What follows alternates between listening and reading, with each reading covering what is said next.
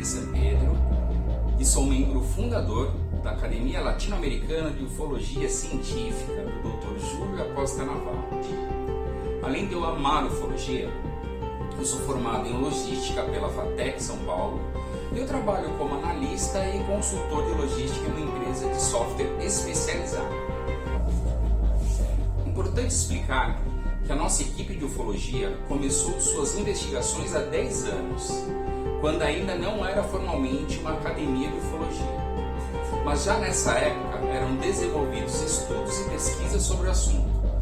Tanto que hoje nós vamos apresentar para você um encontro histórico ocorrido entre o Dr. Júlio Acosta Navarro e Sisto Paz Wells. Mas antes disso, vamos mostrar para você um pouquinho da biografia deste contatado e ufólogo conhecido mundialmente. Sisto Paz Wells nasceu em Lima, no Peru. Estudou História, é casado e pai de 2 filhas.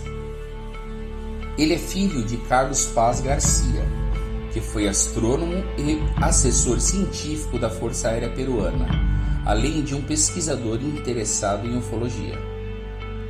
Em 1955, Carlos Paz fundou a primeira entidade dedicada à investigação do fenômeno OVNI daquele país, o Instituto Peruano de Relações Interplanetárias, o IPRE.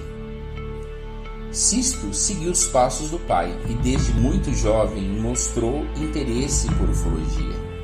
Em 1974, ele recebeu, junto com sua mãe e sua irmã, uma mensagem de um ser chamado Oxalc, que se dizia ser de Ganímedes, principal satélite de Júpiter e o maior satélite natural do nosso sistema solar.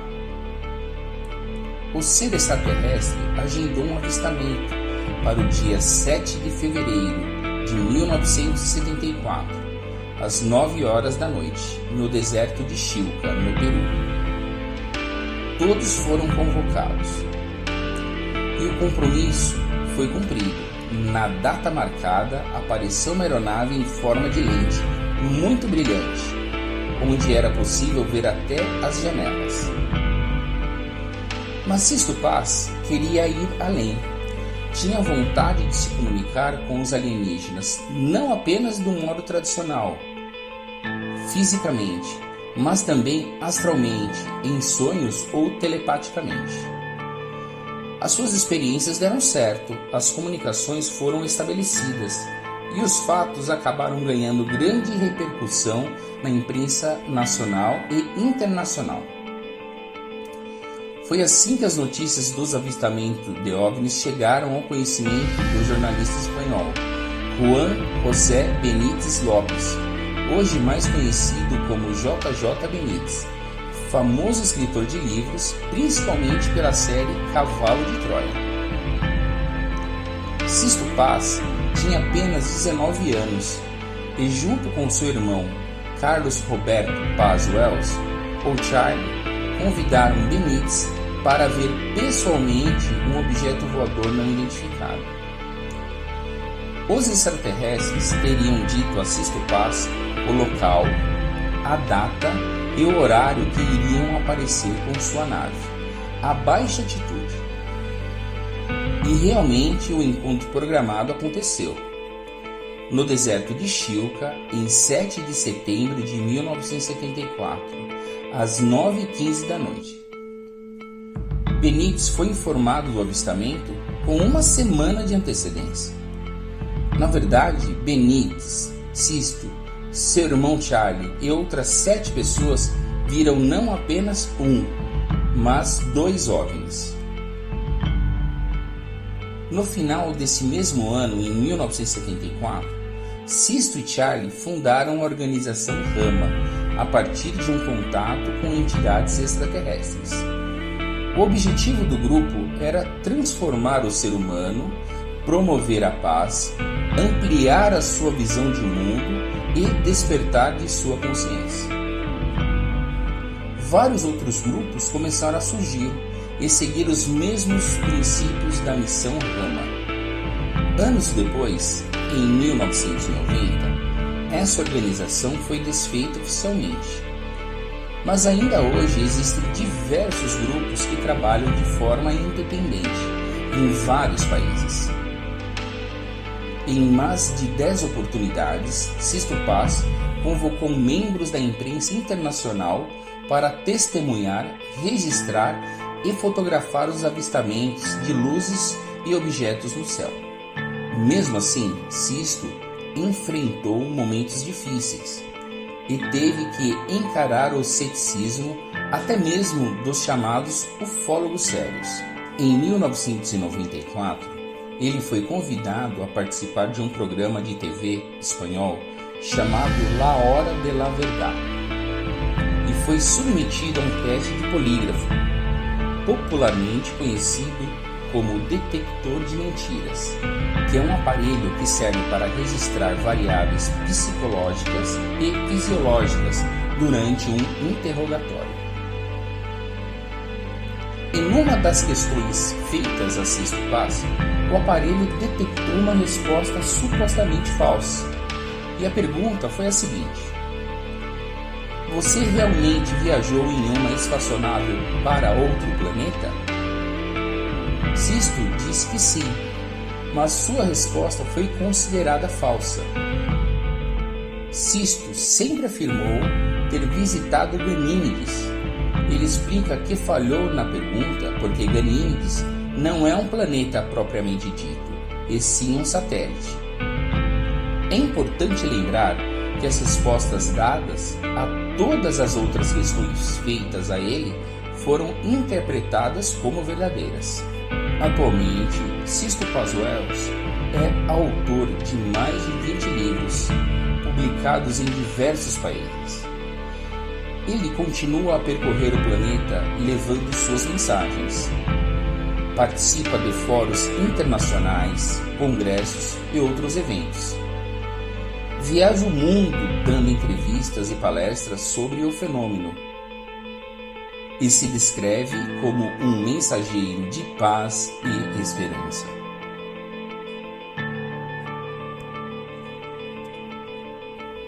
Nossa, como é fantástico o trabalho que Sisto Paz fez em sua história de vida. Bem, agora sim, vamos acompanhar uma entrevista feita pelo diretor da LASO, Dr. Júlio Acosta Navarro, e o ufólogo e contatado Sisto Paz. Esse registro foi feito em 2011, mas ele continua atual e muito interessante. Vamos lá. Tá, ahora sí. Continuamos. Me estabas comentando que otros amigos, ¿no? Habían recibido, ¿no? Sí, como te decía, simultáneamente, ¿no? Sí, te decía que era tan válido para nosotros una comunicación recibida por alguna persona del grupo como por cualquiera, ¿no? Y nos invitaban a hacer salidas 1 o 2 veces al mes. Las hacíamos generalmente en el desierto de Chilca, unos 60, 63 kilómetros al sur de Lima, hacia el lado de las montañas, no hacia el lado del mar.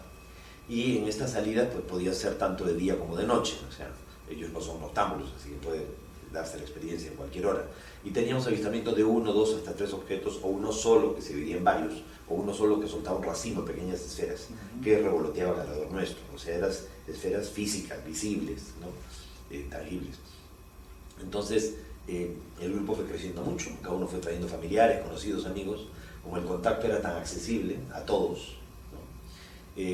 Hasta que llega pues el mes de junio del año 74, cuando se da la experiencia del Centra. O sea, el Centra es un portal dimensional, la nave aparece, proyecta una de luz, forma un domo luminoso y somos invitados a entrar dentro del domo de luz. Ahora, la primera persona que entró dentro del domo fui yo.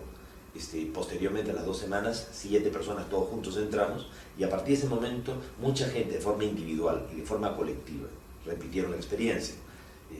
Mi novia en aquel entonces, hoy día mi esposa, entró sola a uno de estos centros, mi hermano, mi hermana, Juan Acerbo, Guillermo Dufo, los hermanos Perret, que era la gente que más nos frecuentaba, o sea, el grupo más cercano, por así decirlo, comenzaron a tener también las mismas experiencias. Perfectamente.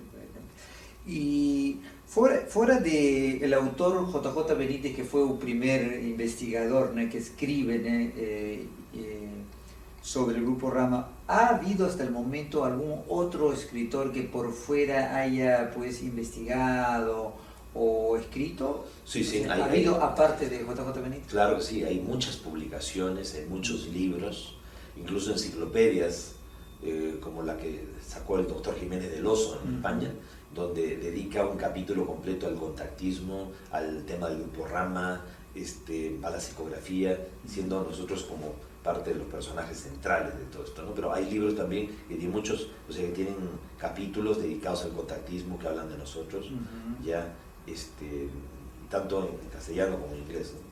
O en países como Suecia o en Alemania también se nos ha incluido. Tengo entendido que en la década de 80 fuiste convidado a dar en la sesión de la ONU, perdón, en Nueva York, Sí, ¿no? ¿Cómo fue eso? Sí. ¿En cuándo fue? El doctor William Simmons, de Naciones Unidas, me invitó para que diera una conferencia en una de las 3 salas, en los 3 salones que tienen debajo del aula magna de Naciones Unidas, que son lugares para dar conferencias, ya con presencia de periodistas, a personal acreditado de delegaciones diplomáticas.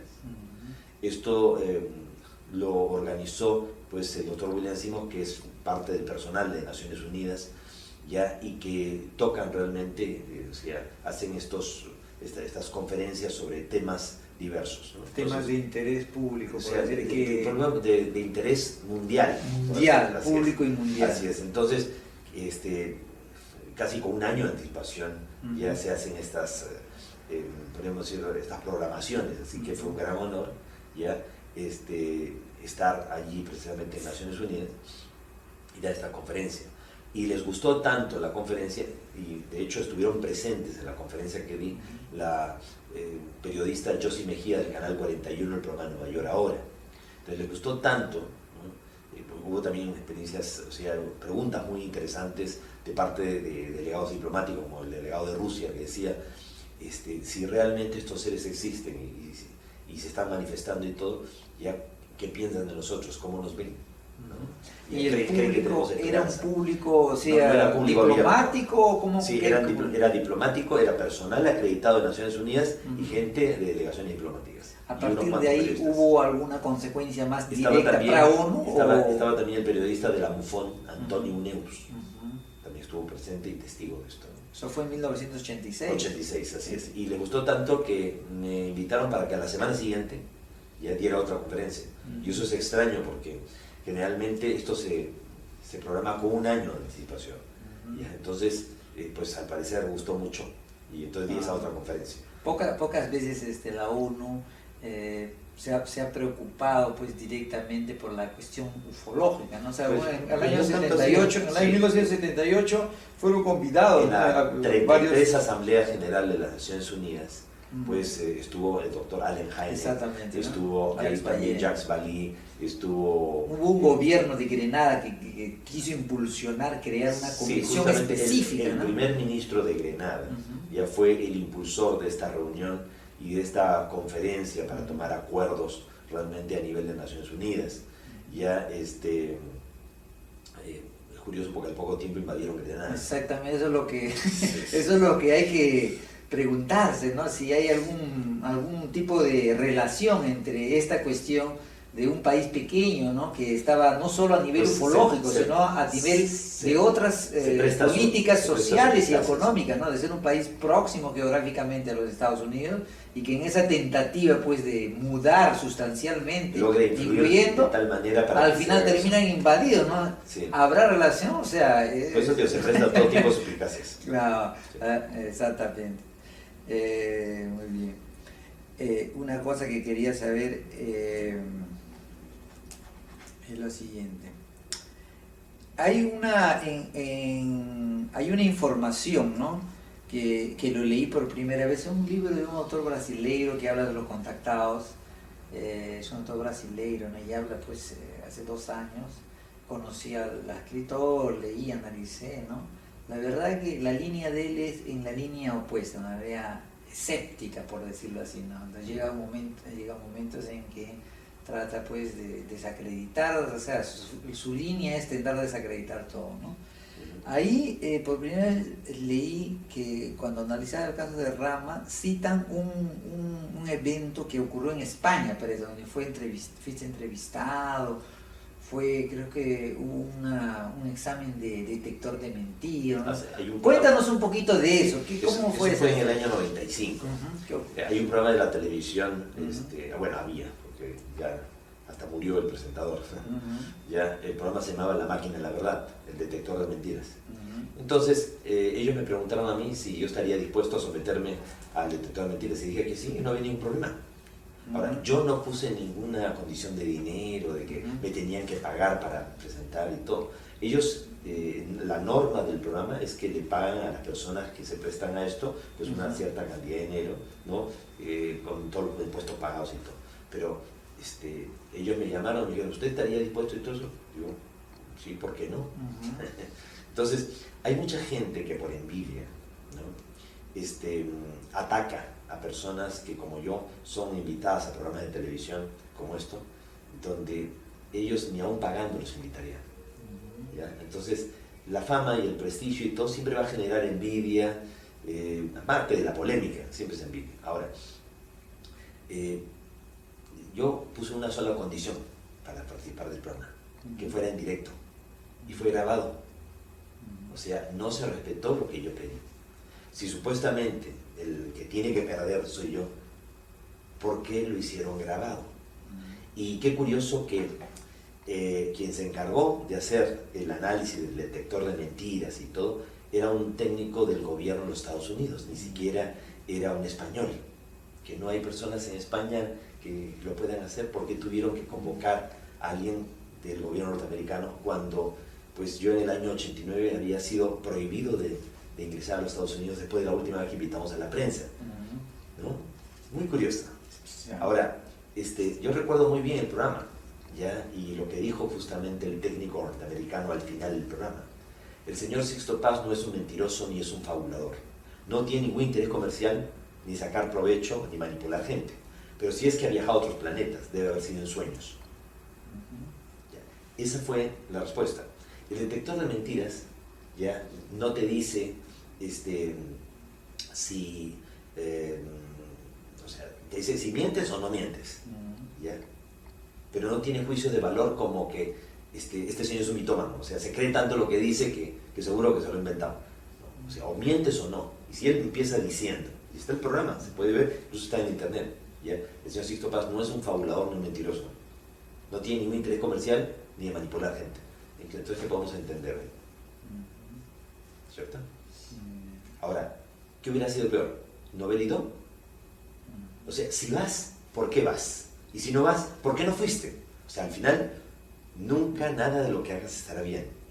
Pues lo importante es tratar de ser consecuente con lo que uno cree y con lo que uno piensa. Perfectamente. Otra cosa que quería saber, ya lo tocaste ahora. También hay informaciones de que tuviste un problema con los vistos en los Estados Unidos y después me acabas de comentar por fuera de que has viajado muchas veces. Sí. O sea, hubo un momento en que tuviste problemas después. ¿Cómo que fue esto? Mi madre era norteamericana, ya falleció ella, de Grace Falls, Montana. Nunca he tenido problema para entrar a Estados Unidos, ¿no? He viajado por muchos estados de la Unión Americana, he dado conferencias incluso en universidades como John F. Kennedy, en la Universidad de Columbia en Nueva York, invitado incluso en la Radio Martí, en Radio Mambí, radios que están pues manipuladas por la CIA norteamericana, allá en Miami. Y hasta me han querido obligar a que hable en contra de Cuba y he preferido siempre abstenerme de meterme en cuestiones de política. Pues en el año 89 nosotros invitamos por quinta vez a la prensa a un encuentro programado. Vinieron periodistas del Canal 51 Telemundo Miami, José Grey, Canal 23 Univisión, Beatriz Parga, el Miami Herald, ¿no? Cecilia Durán de la televisión de Estados Unidos también, Leticia Calla, Canal 51 Telemundo. O sea, vinieron 40 periodistas. Ellos vieron aparecer la nave y me dijeron, Sixto, por lo menos un documental de una hora de duración a nivel mundial. Entonces, cuando ellos llegaron a Miami, se encontraron que la gerencia de ambos canales había recibido la visita de miembros del gobierno, el famoso Men in Black, los hombres negros, recomendando que se tratara la noticia de la forma más discreta posible, que se les entregaran las filmaciones para revisarlas previamente, se las devolvieron recortadas, o sea, lo censuraron, y lo máximo que les permitieron a estos periodistas fueron 3 minutos en un noticiero local. De todo esto está escrito en un libro que yo tengo que se llama Contacto Interdimensional, que fue publicado desde aquel entonces, ¿ya? Todos estos años han pasado, están los nombres propios de todos los periodistas que he mencionado. O sea, es exactamente la misma versión. Y nunca nadie, ningún periodista de estos ha dicho, no, esto es mentira, está exagerando, no es cierto y todo. Definitivamente. Entonces, después de eso, de la censura y todo, los periodistas organizaron un talk show con Cristina Saralegui. Ella me envió a mí la carta de invitación, con los vouchers de hotel, los pasajes y todo, invitado por Canal 23 Univisión para ir a Miami. Yo hacía 1 mes y medio que había estado en Miami, o sea, había estado en Estados Unidos, invitado en Los Ángeles, en San Francisco y todo por la Universidad de John F. Kennedy en San Francisco. Entonces, iba a viajar, mi esposa me dijo, siento que es una trampa, no viajes. O sea, iban a estar reunidos todos los periodistas que habían estado en ese encuentro junto conmigo e íbamos a denunciar incumplimiento de información de parte del gobierno. No pasé de migraciones, me obligaron a regresarme, me cancelaron la visa y me amenazaron. Esa fue, recuerdo que una entrevista, cuando te pregunta, le dicen si has tenido algún tipo de presión, tú respondiste, sí, he tenido una presión y ellos me dijeron que me porte bien. Claro. Fue Por en eso fue en el año esa 89. época, en el 89. ¿Ya? Y después en el año 95 pasa eso. Y además, ¿por qué no fue en directo? ¿Por qué fue grabado entonces? Después, ¿cómo iba a terminar eso? ¿Normalizaste el visto? No, ¿O hasta ahora quedó? ¿Hasta ahora? Hasta ahora Soy enemigo has público. quedado... Bin Laden y yo somos como ahí. Esa es una duda que tenía, porque yo sé que has viajado a varios lugares, Sí, has no, ido a la no. universidad, ¿no? No, sí, pero Entonces, a Estados Unidos ya no volví a ir. definitivamente... A pesar de que mi tío es licenciado de la Fuerza de Estados Unidos, todos mis primos son hillbillies montañeses de la zona de Butte, Montana. ¿Ya? ¿Alguna explicación oficial te han dado de por qué? No, hice los trámites y todo, aprovechando las relaciones que tenía con congresistas de Puerto Rico y todo eso. Claro. Y nos dijeron de que había habido un error, que por favor, que volviera a presentar mis papeles. Entonces al año siguiente volvimos a presentar mis papeles y me dijeron, aquí está un documento que usted firmó por el cual usted renunciaba a su visa y todo y a volver a Estados Unidos. Sí, pero justamente fue bajo presión y fue esto lo que ocurrió. Ah, no, usted firmó esto y ya no puede volver. O sea, bajo presión llegaste a firmar un documento. Un documento en blanco. Un documento en blanco. Eso fue cuando estuviste en inmigración en el año 89. Así es, así es. O sea, ¿qué Y tipo de ellos lo rellenaron te amenazaron? Ellos rellenaron diciendo de que yo había trabajado en los Estados Unidos, que no había pagado impuestos. O sea, inventaron la de siempre, ¿no? Es como, por ejemplo, el caso de Julian Assange. No lo pueden acusar por el hecho de liberar los documentos de Wikileaks. ¿Qué le inventan? Ya, una violación sexual. Vas a mover tu Interpol a nivel internacional para buscar a un tipo de un país a otro por una violación sexual. Si no puedes, si ni siquiera mueves a la policía local por alguien que ha hecho el mismo delito en tu país, lo van a hacer internacionalmente, ¿no es cierto? Entonces, de cierta manera ha habido una presión directa, fuerte sobre tu persona, Pero es natural. personal. Es natural porque existen leyes universales y hay una ley que dice que a toda fuerza se le opone otra contraria de igual intensidad. O sea, uno mide la importancia de las cosas que hacen en la vida por el grado de oposición que se genera. Entonces, es lo que decía Cervantes en Quijote, ladran los perros anchos, señalan que avanzamos. Ahora, si no me han matado hasta ahora, es simplemente porque saben que el contacto del que formo parte, que es uno de tantos, es real, comprobable y todo, y quieren ver hasta dónde llegan y qué beneficio pueden sacar de él. Si no, hace tiempo se hubiera eliminado. Ahora, y eliminar a una persona es muy fácil. Tú le puedes inventar cualquier cosa en internet, le puedes poner fotos no sé, con niños, o le puedes inventar, ponerle dinero en una cuenta en Suiza, ¿ya? Y decir, miren, este señor defraudó, miren, este señor hizo tal cosa. O le puedes meter algo en una maleta, ¿no? Definitivamente lo que comentas es una cosa muy dramática, ¿no? O sea, dramática, muy sensible, ¿no? Ya tenía conocimiento de que otros contactados antes, ¿no? Como Yoradat, Gitanelfi, dentro de los Estados Unidos él fueron más que monitorados, ¿no? O sea, pero los gobiernos, pero las entidades gubernamentales, ¿no? Pero fueron acompañados y de cierta manera medio cercanos. La diferencia es la siguiente, ¿ya? Mientras que tú hables, no importa. El problema es que cuando lo puedes demostrar, cuando es algo corroborable, comprobable, ya es problemático. Entonces ahí sí ya el ataque es feroz. Podemos deducir o podemos interpretar eso que lógicamente que intereses de dominio mundial, ¿no? Tal vez representado por los Estados Unidos, ¿no?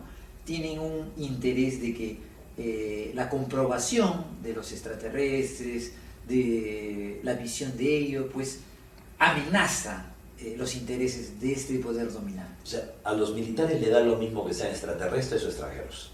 Desde el momento en que un objeto volador no identificado invade tu espacio aéreo sin que tú lo puedas evitar, es un problema de seguridad nacional. Entonces, de cara a los contribuyentes, estás haciendo el ridículo porque no puedes evitarlo. ¿Para qué hay militares? ¿Para qué hay fronteras? Si es una coladera. Por otro lado, el negocio más próspero en la actualidad, que solo compite en rentabilidad con el narcotráfico internacional en la venta de armamento. Todos los países que nosotros admiramos, como Inglaterra, Francia, Alemania, Italia, Estados Unidos, Rusia, son grandes fabricantes y traficantes de armas. Si no existen guerras, las inventan. Entonces, si se demuestra que estos seres existen y no vienen con malas intenciones, porque si no hace tiempo los hubieran hecho polvo, esto obligaría a que todos los países del mundo se unieran como una sola gran nación, con un solo gran gobierno mundial, que podrían ser las Naciones Unidas. Ahora, si desaparecen las fronteras y los gobiernos, pues se acabaría también el gran negocio de la venta de armas, pues, no habría quien, a quién venderle. Y por otro lado también desaparecería la deuda externa, porque no habría quien debiera que a quién, si no hay fronteras. Y habría un nuevo orden económico mundial que beneficiaría a la gran masa humana, se acabaría la pobreza, pero eso va en contra de los intereses de unos pocos que a través del sufrimiento y el dolor de la mayoría, ellos se nutren no solamente de riqueza, sino de un poder especial que lo da esa vibración tan baja y densa. Por otro lado, ¿qué pasa si estos seres, como gesto de buena voluntad, nos enseñan dónde están todos los grandes depósitos de hidrocarburos o minerales que nosotros todavía no conocemos? Los precios del mercado internacional se caerían por los suelos, porque el valor de todo ello está en relación con su escasez o su dificultad de poder acceder a ello. ¿Y qué si nos enseñan energías alternativas? Que con solo un pequeño cristal, imagínate, con un solo pequeño cristal de cuarzo se puede extraer la energía de 1 millón de barriles de petróleo de 2 centrales nucleares, y de manera indefinida. Que ha habido algunas historias de manifestaciones extraterrestres mandando, o sea, diseñando máquinas, fuentes de energía, con ¿no? cristales. Como cristal, en el caso de Arequipeño, ¿no? Hijo de... Sí, sí. Que también Paz también fue, creo que, ¿no? Sí, sí, sí. Una arequipeña que contó una máquina sí. diseñada, ¿no? Okay. Quería te preguntar esta parte. En uno de tus libros manifiestas, ¿no?, la importancia, ¿no?, que tienen los contactados, ¿no?, y afirman de que incluso existe una importancia mayor para aquellos que siguen tras los contactados, o sea, aquellas personas que se preocupan por darle una comprobación a esta cuestión del contacto. O sea que de cierta manera la misión, pues, de la comprobación de todas estas historias extraordinarias es un camino y tiene una importancia. Bueno, primeramente es el hecho de que el tema ufológico, el tema ovni, tiene muchas variables, tiene muchas variantes, muchos ángulos. Uno de ellos es el tema de los contactados, o sea, de las personas que afirmamos haber tenido ya la experiencia del contacto directo y haber canalizado de alguna manera las enseñanzas, conocimiento, información. O sea, es lo que realmente todo ufólogo está buscando, ¿no? O sea, no solamente demostrar la realidad de un fenómeno inteligente, de posible procedencia extraterrestre, sino también el entender por qué y para qué están viniendo. Entonces, los contactados tendríamos esa respuesta, o sea, ¿por qué vienen? El asunto es que si todavía no, después de 60 años o más, ¿no?, todavía estamos dudando si los ovnis son de origen extraterrestre o son fenómenos naturales, y todo simplemente porque los gobiernos no quieren liberar información, a pesar de que hemos visto una gran liberación de información. En el año 2009, en el mes de febrero, ¿no?, vimos cómo Dinamarca liberó 15.000 documentos secretos de encuentros de militares daneses con ovnis. Canadá liberó 9.500 archivos secretos al respecto. Vimos en el 2007 cómo Francia liberó 1.600 documentos secretos. Inglaterra también ha liberado también una buena cantidad de documentos, ¿no? Chile, Ecuador, varios países y todo. Ahora, si no hay nada que ocultar, porque ya materia reservada, ¿cierto? Entonces, pero mientras que no haya un reconocimiento oficial, siempre se seguirá pensando en el fenómeno ovni como objetos voladores no identificados. Y después de tantos años, en que ya debería haber más que una conclusión, y la había, Allen Hynek precisamente se separó del proyecto Libro Azul cuando vio que la cantidad de casos que mostraban que esto era una realidad inteligente, de alta tecnología, ajeno a nosotros, ya eran los únicos casos que se ocultaban, y los otros, los que eran fácilmente interpretables como fenómenos atmosféricos, inversión térmica, refracción de luz, gas de los pantanos, eran, o casos de personas que exageraban o mentían o hacían fraude, eran los únicos casos que se van a conocer, ¿no? Aunque fuese un porcentaje mínimo, pero lo había, y yo estoy convencido de que no era un porcentaje mínimo, un porcentaje significativo. Entonces, es importante el tema de los contactados porque porque es la respuesta al por qué y al para qué. Y pienso que ya hay la obligación de parte de los ufólogos, de los investigadores, incluso aquellos que tienen pues, sí, una formación científica y todo, de dar un paso hacia adelante, ¿ya? Porque veo mucha cobardía, decía, mucho temor, ¿no? No quiero dar el paso porque como que voy a perder la imagen de seriedad y credibilidad. Pues, ¿y qué imagen de timorato estamos dando? Puede ser, no lo sé, no está demostrado. Ya, una cosa que no esté demostrado, pero si tú comienzas a tener cantidad de casos que al final ya no hay explicación alguna, entonces tienes un gran porcentaje de esos casos, entonces tienes que lanzarte, ¿ya? Bueno, entonces la teoría nos dice que podría ser de origen extraterrestre. No, tampoco podemos aseverar eso, pero tampoco lo puedes negar, ¿no? Para los que están siguiendo el método científico. ¿Por qué? Porque lamentablemente todavía los documentos más importantes los gobiernos los siguen ocultando. Y el problema es que para ciertas cosas somos muy críticos y objetivos, y para otros totalmente permisivos. ¿Qué pasó, por ejemplo, cuando en el año 2006 se cuestionó la llegada del hombre a la Luna, del Apolo 11 del año 69? La NASA declaró que 700 cajas con todo el material clasificado del Apolo 11 habían desaparecido del Archivo Nacional de los Estados Unidos. ¿Cómo van a desaparecer el Archivo Nacional de los Estados Unidos? Ahí no se pierde ni el tiempo. Entonces, ¿cómo van a desaparecer 700 cajas con audios y videos originales? Y después, en el año 2009, se declaró, o sea, en julio del 2009, que ya la NASA había descubierto, 3 años después, ¿no?, dónde estaban esos archivos. Resulta ser que la NASA los había reciclado, había grabado sobre esos audios otras cosas y los videos también. Pues ya hace más de 40 años atrás los videos no eran reciclables, tú no podías grabar nada encima. Y por otro lado, ni que el presupuesto de la NASA fuera tan exiguo, tan ridículo, ¿ya?, que tengas que regrabar sobre cintas ya que son patrimonio de la humanidad y que son únicas, irrepetibles. ¿Por qué no usaste cintas nuevas? Y salen los periódicos, salen los noticieros, y todo el mundo, inclusive los investigadores, lo aceptan como si, qué pena, ¿no? ¿Cómo que qué pena? Pero eso no se lo creen ni ellos mismos. Como digo, qué curioso, ¿no? Para ciertas cosas somos muy críticos, pero para otros como que lo aceptamos todo así, tan fácilmente, ¿no? Me parece muy sospechoso hasta qué punto mucha gente que está en el terreno de la ufología ya está recibiendo un sueldo de parte de estos gobiernos para ocultar información, para ser intoxicadores informativos, para aparentemente estar dentro de quienes quieren liberar información y ser de alguna manera los que contribuyan a que la información también se mantenga oculta, como está pasando en lo de la exopolítica y en supuestos proyectos, ¿no?, ya de liberación de información, y en donde circula más intoxicación informativa que información real. Perfectamente. Con respecto a, existen muchos contactados, ¿no?, que han escrito y afirman, y personalmente creo que debe ser así, que los extraterrestres actualmente ellos están entre nosotros, o sea, están en el día a día, contemporáneamente, en varios niveles, tanto de público general como altos niveles. ¿Qué nos puedes decir? ¿Tú has recibido alguna hay una ley universal? O sea, sí, hay una ley la universal presencia de ellos actualmente en nuestra sociedad. Sí, una de las leyes universales que enseñó hace miles de años Hermes Trismegisto dice: así como es arriba, así es abajo y viceversa. ¿Quieres saber cómo funciona el universo? Conócete a ti mismo. ¿Quieres que el universo cambie? Cambia tú. Entonces, muchas veces, sabiendo cómo funcionan las cosas aquí, es más fácil también entender cómo funcionan las cosas a nivel universal. Durante la Guerra Fría hubo cantidad de espías rusos metidos en Inglaterra, metidos en Estados Unidos, muchos espías norteamericanos metidos en Rusia, ¿ya? Y no eran muy detectables, que digamos, y doble espías y todo lo demás.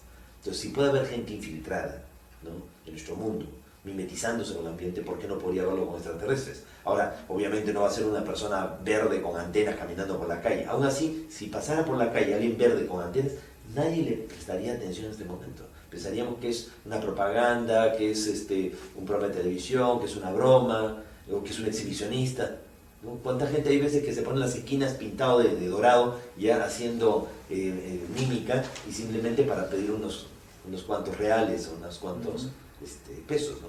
Entonces, a mí no me repugna pensar la posibilidad de que haya extraterrestres conviviendo entre nosotros, seres parecidos a nosotros, o que nosotros parecemos a ellos, o que se han mimetizado con el ambiente, o simplemente han asumido una apariencia para pasar desapercibidos, y que le están tomando el pulso a nuestra sociedad, que como un antropólogo, un etnólogo, un sociólogo quiere conocer la cultura desde dentro, pero no viene como el misionero, ya sacarnos de la oscuridad en la que nos encontramos, sino viene a observarnos y a ver qué puede aprender de nosotros.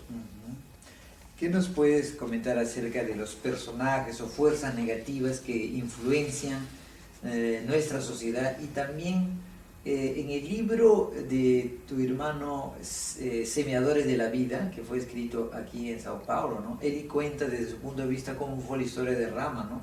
En una manera muy dramática, en un libro grande, muy lindo de leer, y él, dentro de las informaciones, él cuenta sobre personajes como Satanael y Luzbel.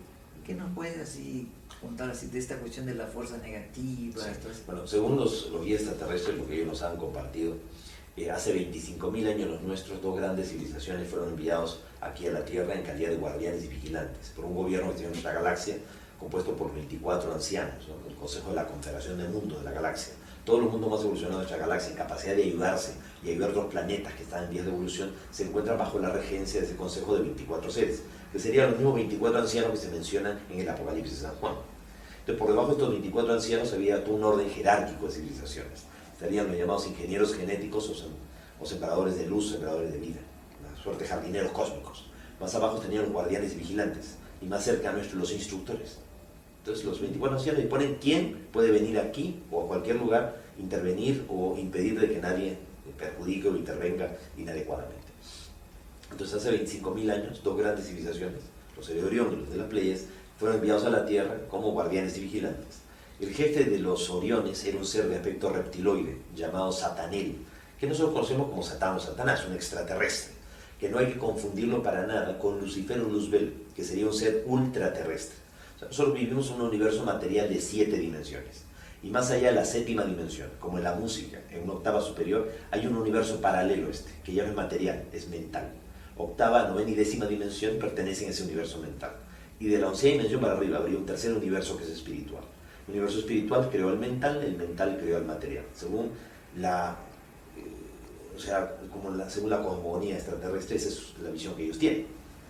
Entonces, Satanel llega aquí a nuestro planeta y la idea era tratar de crear las condiciones para que la humanidad evolucionara a desarrollarse como una civilización que potencialmente fuese capaz de lograr niveles de evolución que ni siquiera ellos han alcanzado. O sea, una versión corregida y mejorada de ellos mismos. Las civilizaciones extraterrestres nos visitan, se han estancado evolutivamente, han avanzado mucho mentalmente, tecnológicamente, pero a costa de perder el contacto con la naturaleza, de perder el contacto con la emoción, con la sensibilidad, ¿no? Con el sentimiento. Entonces la idea es volver a reconectarse con eso. Y para esto, pues experimentaron con nosotros. Este experimento ya tiene millones de años, o sea, es un millón de años que tiene ya el hombre propiamente en la faz de la Tierra, ¿no? Y el hombre propiamente dicho, pues hace 150.000 años, hace 450.000 años. O sea, el Homo sapiens sapiens. Entonces, estos seres, pues, sobre todo Satanel, consideró de que los seres humanos en la Tierra éramos impredecibles, que podíamos poner en peligro el orden cósmico, ¿ya? Y entonces quiso boicotear el proyecto, quiso sabotearlo. O sea, en contacto con los sentimientos y emociones, ya perdió la perspectiva. Entonces los tatares se pelearon entre ellos. Y eso es lo que se menciona en muchos mitos y leyendas, como la guerra de los titanes, la guerra de los hijos de la luz contra la oscuridad, no tanto en la mitología griega, tanto en la Biblia, en las guerras del Mahabharata, el Ramayana, en la literatura hindú. Bueno, en todos los pueblos se menciona esas guerras de galaxias que tuvieron como escenario neutral sus batallas de nuestro mundo. Al final, Satanel y un grupo de Oriones fueron sometidos y enviados a la Tierra, ¿no? Por mal comportamiento. Estos seres, acostumbrados a vivir miles de años fuera de la Tierra, murieron aquí rápidamente y quedaron atrapados en nuestro mundo en otra dimensión. Y desde ahí le habían declarado una guerra psíquica a la humanidad.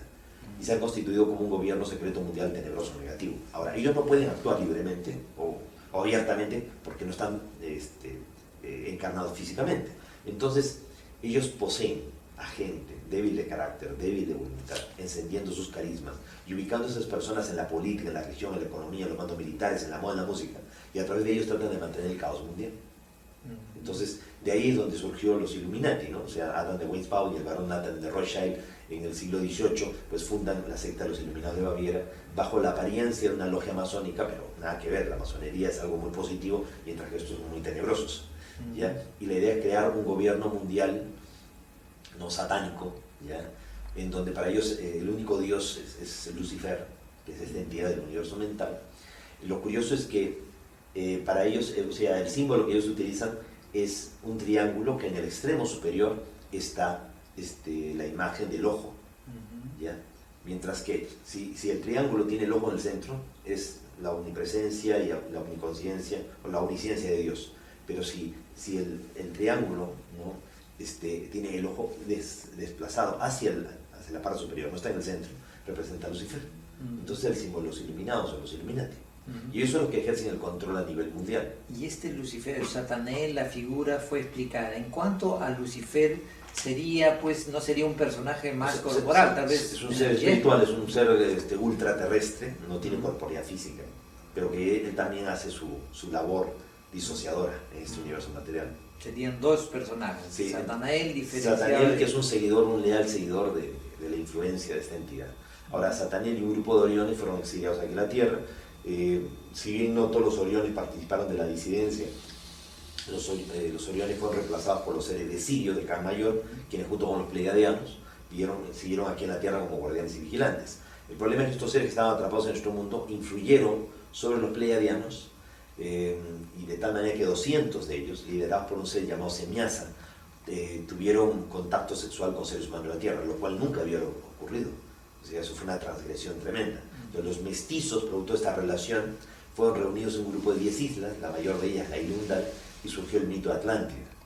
Y el mal uso que hicieron los atlantes del conocimiento recibido de sus padres extraterrestres aceleró el proceso de la última gran glaciación, hace unos 12.000 a 13.000 años atrás, que trajo consigo la destrucción de Atlántida y la emigración en distintas direcciones de los sobrevivientes. Y también se llevó de encuentro el último periodo de la Lemuria, ya el periodo de Mu. Ahora que se están deshielando los polos debajo de la Antártida, va a aparecer los restos de esa civilización tan avanzada como fue Lemuria o Mu en su último momento. ¿Y cómo en tu caso puedes recibir tan grande cantidad de información? Por ejemplo, si en mi caso, ¿no?, alguien me contase en una sola vez todo lo que tú has contado, probablemente no me recuerdo rápidamente, como paso de los días, voy a olvidar. Esta información ha sido pasada porque te explicaron, te lo dijeron, recibiste telepatía, lo viste en una pantalla. ¿Cómo todas estas riquezas de información son pasadas? ¿Cómo el procedimiento? Ha sido a lo largo de 37 años, a través del contacto que yo he tenido y del contacto que han tenido todos mis compañeros, ya a nivel mundial, con los cuales también intercambiamos la información. Porque a nadie se le da toda la información. O sea, cada uno recibe una parte de la información y asume las partes. Te permite después tener una idea global, ¿no? Así, toda esta historia es una reconstrucción de varias informaciones que fueron y recibidas. Así es. Por eso somos un grupo. Exactamente. Un grupo de contacto, del que yo solamente soy uno más. Y en una parte también leí de los libros sobre Oxal. Si no es Oxal, es otro guía, ¿no?, que entra en contacto, y que en una parte leí que anteriormente este ser había estado encarnado en un personaje bíblico. Sí. ¿Es Oxal mismo? Sí. ¿Es encarnado en un apóstol, tal vez? No.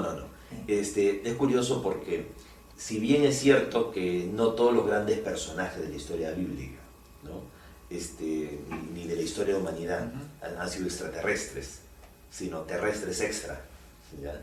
En el caso de Oxal, este ser que viene de Ganímedes y que tiene vínculos con los Oriones, de Orión no solamente vienen reptiloides, también vienen seres antropomorfos, ya él dice que una vida anterior, ya él fue el profeta Samuel, aquel que probablemente ungió al rey David para que fuera, pues, el Mesías del pueblo de Israel, o sea, el conductor del pueblo de Israel.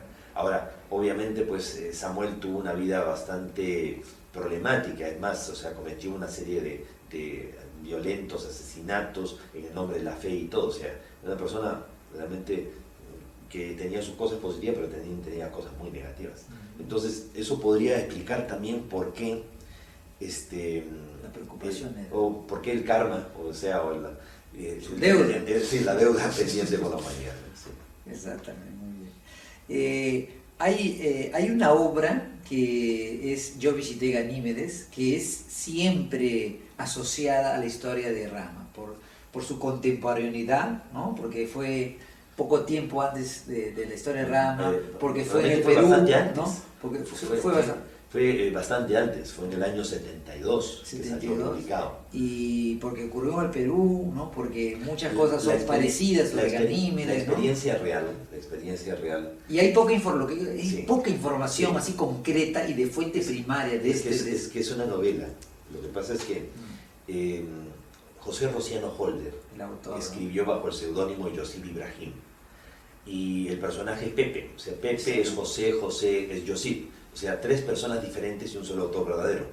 Ya, el que escribió el libro, el personaje, ya, y la persona que representaba todo. Entonces, José Rociano Holder, ya, amigo de mi padre, él estuvo presente en una reunión en la sala de la casa de mis padres, ya, en donde mi padre invitó a un diplomático dominicano que estaba a punto de regresarse a su país a fines de los años 60, y que él contó la experiencia que había tenido en la carretera de un ovni que había aterrizado y había bajado unos seres diciendo que eran de Ganímedes. Este diplomático tenía más que perder que ganar contando su experiencia. Entonces, entre las personas que estuvieron ahí presentes estaba justamente José Rociano, y él escuchó la historia. Entonces le contó a mi padre de que él tenía toda la intención de sacar una novela sobre él, o sea, sobre el tema. Digo, mi padre, sí, pero tienes que disfrazarla porque no puedes contar la experiencia exactamente que contó el diplomático dominicano. Entonces, José Rociano, ya una extraordinaria persona, él era espiritista, a la vez era Rosacruz, o sea, era una persona que tenía muchos conocimientos esotéricos. Entonces, él, utilizando mucho del estilo de Lobsang Rampa y todo, pues reprodujo esa novela. Recrea, él de cierta manera... Ahora, de todas maneras, si ustedes comparan ya la descripción que hace de Ganímedes y la descripción y todo, y la comparan con la del grupo nuestro, van a ver que es diferente. O sea, hay diferencias, pero sustanciales. La verdad que ese libro fue un bestseller en aquella época, o sea, fue leída y la duda era, pues, la gente no sabía hasta qué punto, y hasta ahora, ¿no? Incluso hasta ahora persiste esa, hasta qué punto, qué cosa fue concreto, verídico, legal, y qué punto es ficticio, ¿no? Sí, incluso porque él ya falleció también. Sí, además porque él cita de que en su libro Mi preparación para Ganímedes y todo eso, de que a Pepe se lo llevan, ¿no?, a esta ciudad Janlipura, allá en el Tíbet, para recibir la preparación y todo lo demás. ¿Ya? Sin embargo, José Rociano siguió viviendo en su casa hasta que falleció hace unos años atrás de cáncer, ¿no? O sea que, entonces, si se fue, ¿cómo puede ser que estaba ahí, no? Entonces, básicamente esa fue una novela iniciada en una experiencia vivida por otra persona, pero que el contenido, la riqueza de los contenidos de cierta manera fue alimentada por el conocimiento del autor en esoterismo, porque era una persona muy conocida en eso, ¿no? ¿Nos podrías comentar, en la medida de lo posible, ¿no?, sobre otros contactados de Lima, de Perú, del señor Galván, otros contactados que tú hayas conocido? Pues yo he tenido realmente la oportunidad, gracias a mi padre, de conocer a muchos contactados, a mucha gente, tanto de Perú como del extranjero. Y por todos guardo mucho respeto y como respeto a las experiencias de contacto, o sea, una cosa es hablar de una novela, y con todo el respeto me merece un buen novelista como fue José Rociano Holder, ¿ya? Pero si hablamos de otros contactos, pues yo respeto las experiencias de los contactados. Exactamente. Bueno, Sisto, yo te agradezco tu participación. Igualmente, aquí. Ha sido para mí una contribución, lo que tú has hecho es una contribución para un pesquisador que me considero, ¿no? Y espero que en otro momento nos podemos encontrar. Solo una palabrita, este es tu último libro, ¿no es cierto? Es el penúltimo libro. Ah, el penúltimo, el otro ya está lanzado. El último libro, Planeta. el número 15, ya salió publicado hace un año a la editorial Planeta y se llama 2012. 2012, 2012, ¿no? Y ¿cuándo fue lanzado este libro? Ya tiene año y medio, casi 2 años. Ya. Y está a punto de lanzar otro libro. Sí, estoy yendo ahora para abrir ¿Qué es lo que me comentaste? Sí, el manual de prácticas. ¿Para cuándo va la previsión de salir ese libro? Sale el primer día de abril, por eso estoy viendo en España para el lanzamiento del libro. Bueno, entonces ya tendremos oportunidad para conversar acerca de ese libro. Claro, siempre. Muchas gracias. A ti, Julio. Un placer. Abrazo. Se você achou interessante esse programa, deixe aqui embaixo seus comentários e sugestões. Deixe também seu like. Vale lembrar que você também pode fazer parte da nossa equipe. É só deixar o seu e-mail que nós entraremos em contato. A nossa academia está aberta a todos os interessados que desejam estudar a ufologia a partir de um ponto de vista científico. Para nós, a ufologia é uma ciência que pesquisa o fenômeno OVNI, colhendo elementos que possam comprovar a existência de vida em outros mundos. Se você curte esse tipo de abordagem, fale com a gente. Um grande abraço e continuem acompanhando o nosso canal. Tchau, pessoal!